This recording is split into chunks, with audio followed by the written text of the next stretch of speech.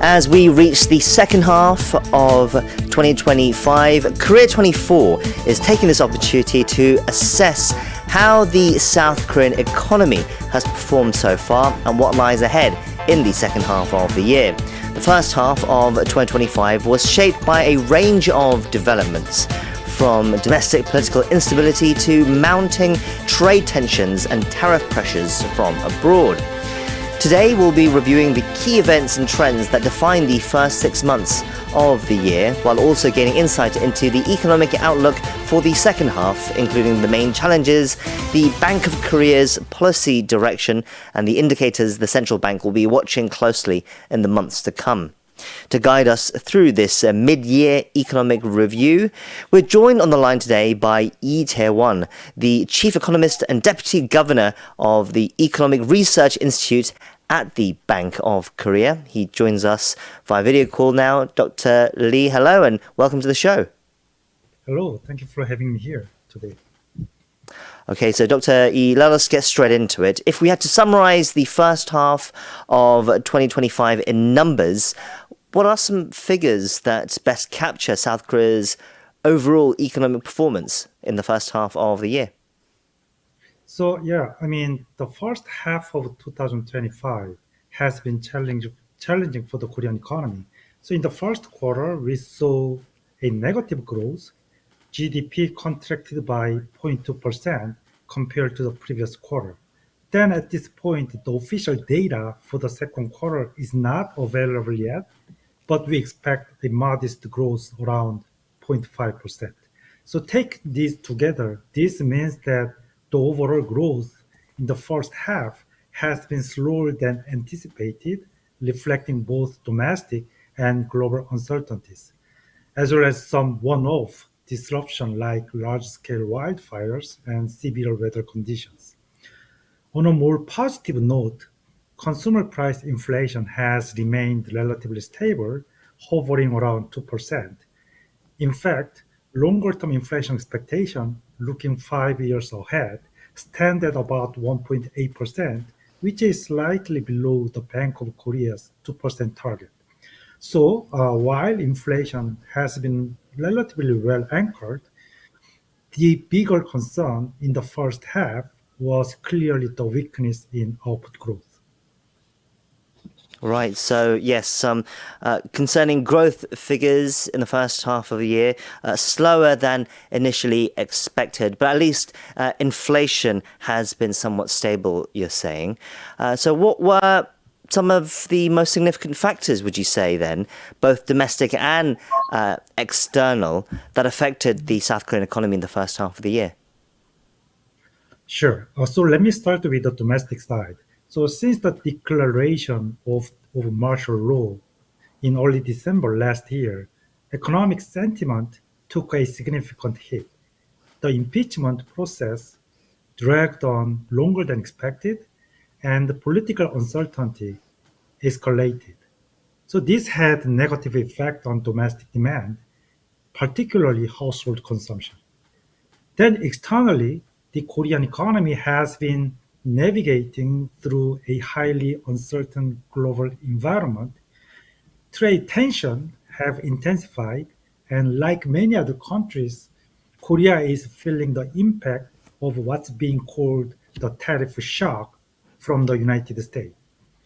Now, generally speaking, when tariffs increase, they typically act as a negative demand shock for an export-oriented economy like Korea.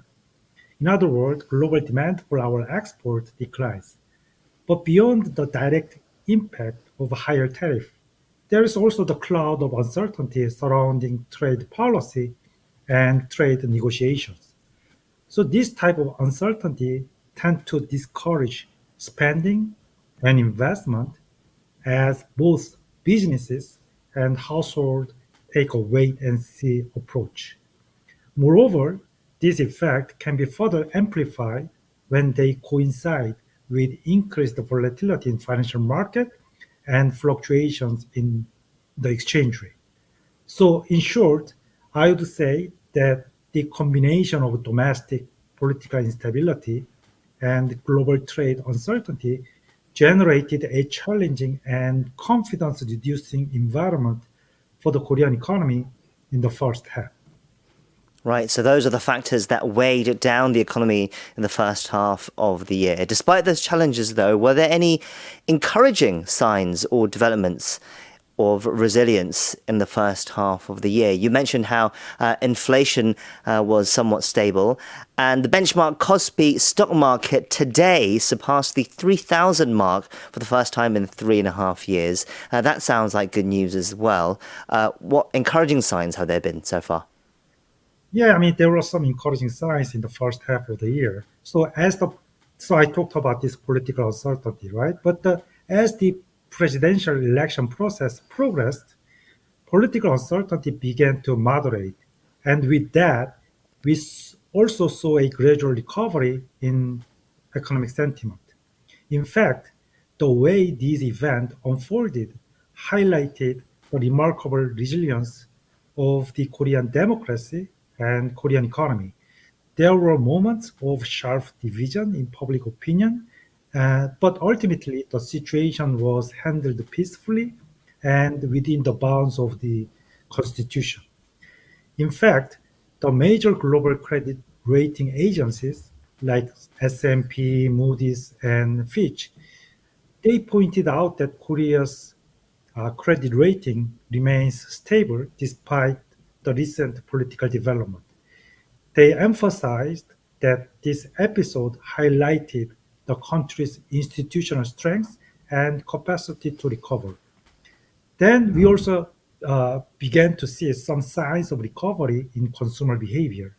So high frequency indicators like credit card spending uh, remained sluggish until April, but since May, we've seen a non-negligible pickup, particularly in face-to-face services like dining out and leisure activities.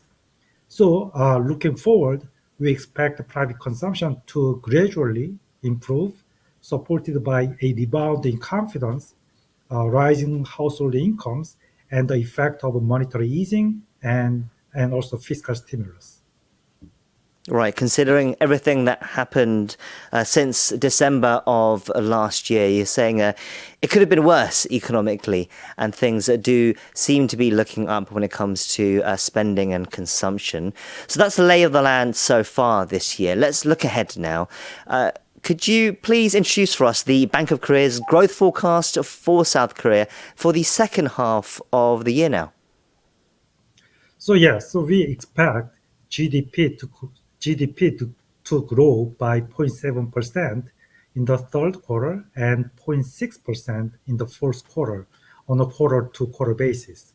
So that brings our full year 2025 growth forecast to 0.8%, which is a significant downward revision from our earlier projection of 1.5% back in February. So, by the way, this number, 0.8%, did not take into account the additional fiscal stimulus recently announced. So when we break it down by sector, the largest drag came from construction. Although construction investment makes up about 14% of GDP, the sector has weakened more than we initially expected. Then private consumption is recovering gradually, as I mentioned, but the weak performance in the first quarter and the slower than expected rebound in the second quarter led us to revise down our consumption contribution. Then export also contributed to this revision. Compared to our February consumption, the US tariff have gone up more sharply and broadly, now covering more countries and more product at a higher rate. So in particular, tariff on Chinese export are even steeper than we assumed earlier. So as a result, export growth is expected to slow even further. So while our baseline growth forecast now stand at 0.8%, there is still considerable uncertainty around this path. A swing and smooth resolution to trade dispute and additional stimulus measures from the new administration could lift growth. But if trade tension persists or if more item-specific tariffs are introduced, then we could see further downside risk.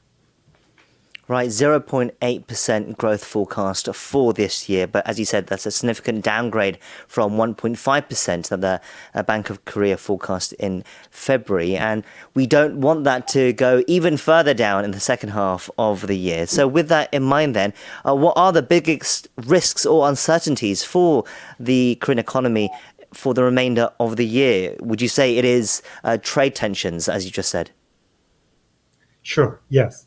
So yeah, of course, as I mentioned, one of the biggest risks we are watching is the uncertainty surrounding U.S. tariff and global trade negotiation.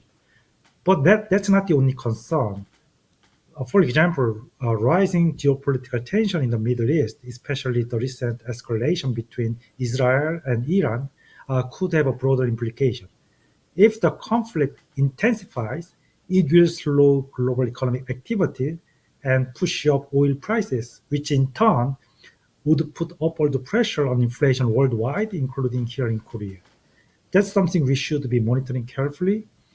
Domestically, a major area of concern is the housing market, especially the Seoul metropolitan area.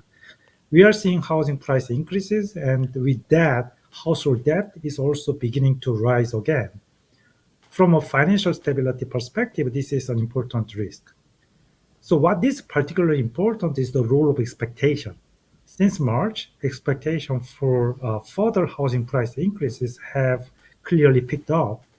In Korea, housing expectations don't just reflect sentiment; they actively shape the market.